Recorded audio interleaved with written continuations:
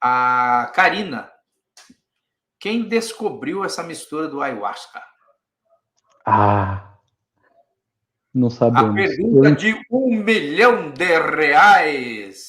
Como eu compreendo, né? Eu estava até lendo um livro de um antropólogo que ele morou com os Axininca, também com os Shipibo, né? São etnias ali da Amazônia, do norte da nossa Amazônia e da parte central da Amazônia também.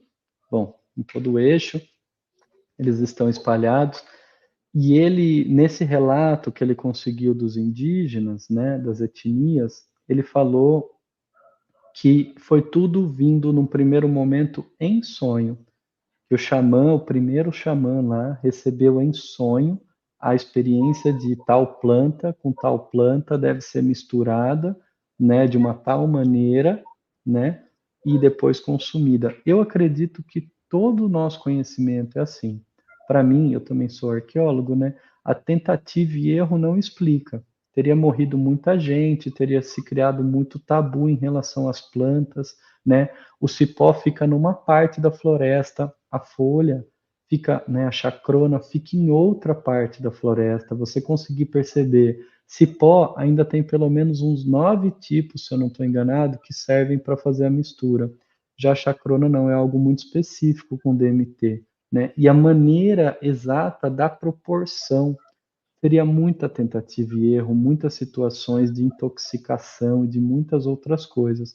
Então eu não acredito nisso. Eu acredito que o primeiro e aonde surgiu foi ali com o primeiro xamã. Por isso que eu falei de coisas de 30 mil anos, 40 mil anos. Eu acredito que muito além. Eu acredito que a partir do momento que o gênero Homo começa a fazer as experiências e que ali até poderia, às vezes, até ser um Neandertal, talvez, eu não sei, porque a gente não tem relato de Neandertal aqui para baixo, mas eu não sei das experiências, entende? Mas a partir do momento que esse gênero Homo tem essa curiosidade e começa a perceber esse outro lado e ter contato com essa parte do xamanismo, essa parte mística, essa parte desse entendimento mais profundo de si e do todo, para mim é ali que começa as plantas e as experiências ritualísticas ancestrais, né? A ayahuasca é que a gente está tratando agora, mas tem diversas outras. O que eu posso falar é que, por exemplo, o Daime, aí tem um começo, né? Que é com o mestre Irineu, né? Tem todo, no YouTube tem muitos vídeos, muitos documentários, também tem do Padrinho Sebastião, é bem legal de ir lá para ver a história, todo o trabalho, é incrível o que eles fizeram assim, né? Mas vai demonstrando como é que ele foi lá, porque o que eu me lembro é por um primo, que ele é convidado para ir para um ritual, eu acho que é no Peru, na Amazônia peruana, se eu não me engano, né? E aí ele tem, e esse ritual ainda nem era um ritual que era agradável, era um ritual que a galera ia pedir umas coisas meio ruim, mas aí naquele momento o primo que está com ele vê Nossa Senhora ou ela chega para ele e conta que depois o mestre Irineu, né, que o Irineu deveria fazer todo um jejum e depois de um dado momento fazer o preparo, ingerir a bebida e aí teria o contato com ela e que ela explicaria, né, qual era a missão dele e tudo mais. Então é muito incrível essas histórias, sabe? E por isso que ela é sagrada, né? Qualquer pessoa que comungou, mesmo que não tenha ainda entendido o propósito e que talvez não tenha tido uma miração, uma experiência transformadora, ela viu a potência, né? Ela sentiu o que é aquilo dentro de si, né? Então, tem isso, né? A planta, ela é incrível e para mim é uma coisa imemorial, assim, não dá para chegar lá num primeiro momento de quem fez, qual foi a etnia, o grupo, seja lá o que for, que fez a primeira mistura e ingeriu. Eu acho que não sei se vai ser possível a gente chegar nisso. Assim. Não, uma coisa que me passou agora pela cabeça, você relatando, né, isso aí, me vê a imagem da época em que aconteceram as mesas girantes em Paris, quando Allan Kardec foi estudar aquilo lá. Então, assim, no começo parecia um show, um espetáculo, todo mundo participava, era curiosidade, e aquelas perguntas fúteis, né? E até Kardec passar uma peneira em tudo, estudar, fazer pergunta, receber resposta, para ele dar uma filtrada para colocar para as pessoas fazerem a prática daquilo, né? Que é o Evangelho, o Livro dos Espíritos, dos Médiuns, entre outros. Então, assim, essa foi uma analogia que eu peguei assim, Sim, enquanto você comentava, falei, putz, aí eu lembrei, porque realmente acontecem esses experimentos no início, né? A gente não sabe quando, se como você disse lá da época do Neandertal, dos homens das cavernas, sei lá, né? Em algum momento, algum filho de Deus chegou lá e falou assim, ó, pega essa mistura com essa aqui, pega essa planta com esse cipó aqui, faz aí uma... E aí foi passando de geração em geração até chegar onde a gente está hoje, né? É uma questão assim de como diz mesmo, né? Dos nossos ancestrais até hoje, né? nós temos, né, nas florestas, ainda nós temos o conceito dos encantados, né, que são seres que vivem na floresta e que trazem esse conhecimento para os xamãs, né? Então, quando você vai na antropologia, eu gosto muito, que eu também tenho formação em antropologia, quando você vai lá na antropologia, você vê esses relatos, né?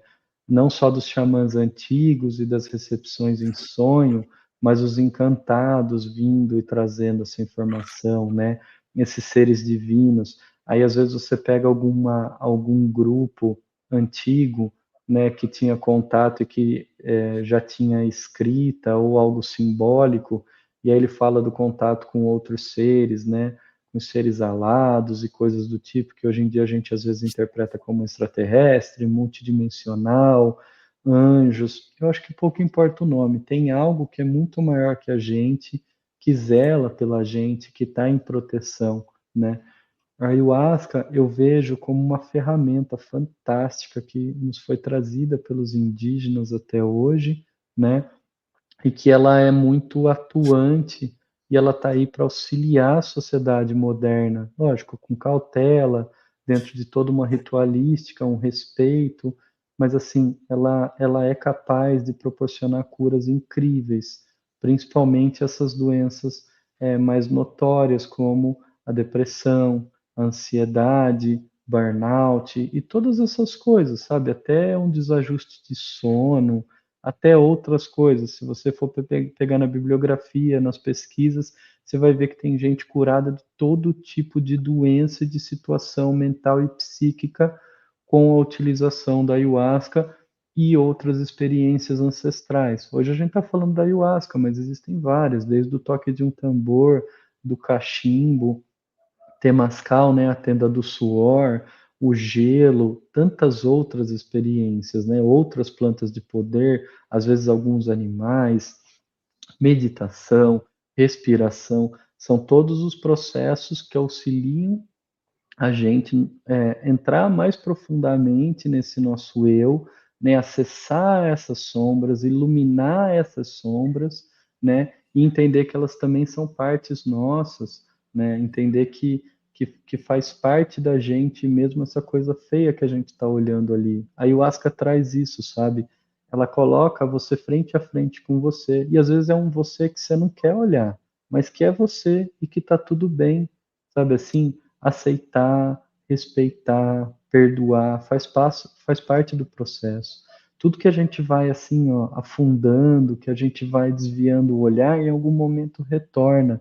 Então essas experiências, a ayahuasca, todo esse ritual, eu vejo dessa forma, né? Ele vem tipo descortinar, ele pega o seu ego e coloca ele um pouquinho mais baixo para que esse inconsciente venha à tona e para que você possa entrar em contato diretamente com o seu inconsciente e acessar traumas de infância, traumas de outra vida, traumas atuais, traumas com os pais, sabe? Para que você vá trabalhando todas essas crenças limitantes criadas por esses traumas. Então é algo que o pessoal fala, né? Pô, eu fui numa sessão de ayahuasca e para mim foi equivalente a um ano de terapia. Concordo, né? Não que você não tenha que fazer terapia, eu mesmo faço terapia também, é magnífico você ter o acompanhamento, mas tem situações, experiências que realmente você pode ter um despertar, né? Uma eureka, uma epifania, né? Que te transforma e modifica a sua vida completamente, faz você parar um vício, né? Faz você acessar um outro eu seu, né? que às vezes é esse eu que a gente está procurando lá dentro das igrejas também, dentro de outros ambientes, né? A gente tenta se compreender mais profundamente. Então eu vejo essa oportunidade, né, com a ayahuasca.